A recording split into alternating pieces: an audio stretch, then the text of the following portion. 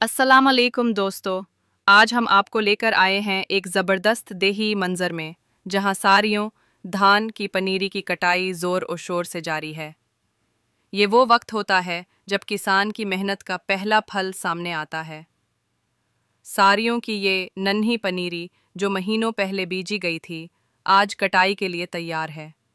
ये देखें दोस्तों, कैसे ज़मीन से ये नर्म और नाजुक पनीरी निकाली जाती है, जो जल्द ही दूसरे खेतों में लगाई जाएगी ताकि एक भरपूर फसल तैयार हो सके।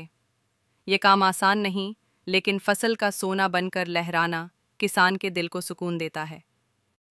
पाकिस्तान एक ज़रई मुल्क है और यहाँ चावल सारियाँ धान की काश्त का अमल ख़ास अहमियत रखता है।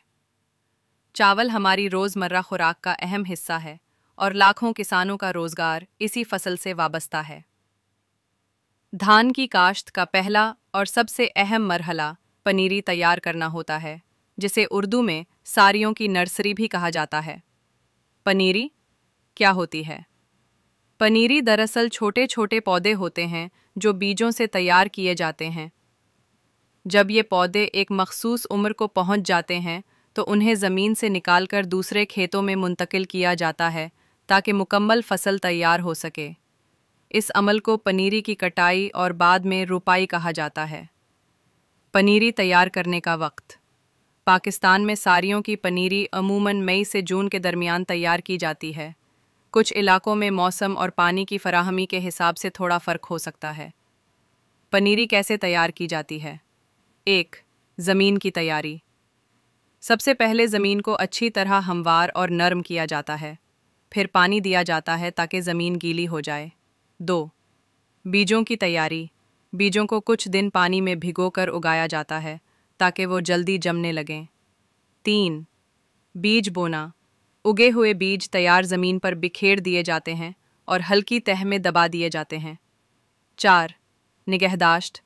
पानी, सूरज की रोशनी, गोबर की खाद और कीड़ों से बचाव के लिए स्प्रे किया जाता है ताकि पनीरी तंदुरुस्त हो। पनीरी की कटाई।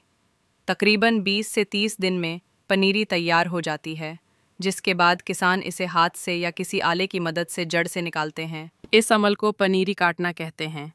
पनीरी की मुंतकली। रुपाई। कटाई के बाद पनीरी को दूसरे खेतों में मुंतकिल किया जाता है, जहां ये अगले 3 से 4 महीने में मुकम्मल फसल की शक्ल इख्तियार कर लेती है। इस ज़मीन में पानी का बेहतर इंतज़ाम होना ज़रूरी होता है। कामयाब पनीरी के उसूल। मेयारी बीजों का इंतखाब, नरम, ज़रख़ेज़ और पानी रोकने वाली ज़मीन, मुनासिब पानी और धूप, वक्त पर कटाई और मुंतकिल करना, कीड़ों और बीमारियों से बचाव।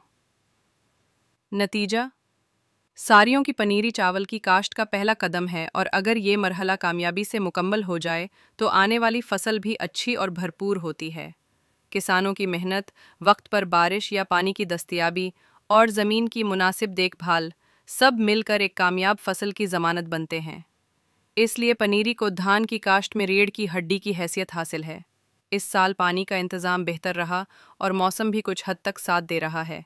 किसानों की दुआ है कि अल्लाह अच्छा मौसम दे ताकि धान की फसल शानदार हो। दोस्तों, यही है देहात की असल ज़िंदगी, मेहनत, सादगी और फितरत के साथ जीने का नाम। अगर आपको ये वीडियो पसंद आई हो तो लाइक, शेयर और सब्सक्राइब ज़रूर करें। मिलते हैं अगली वीडियो में एक नए देही मंज़र के साथ। अल्लाह हाफ़िज़।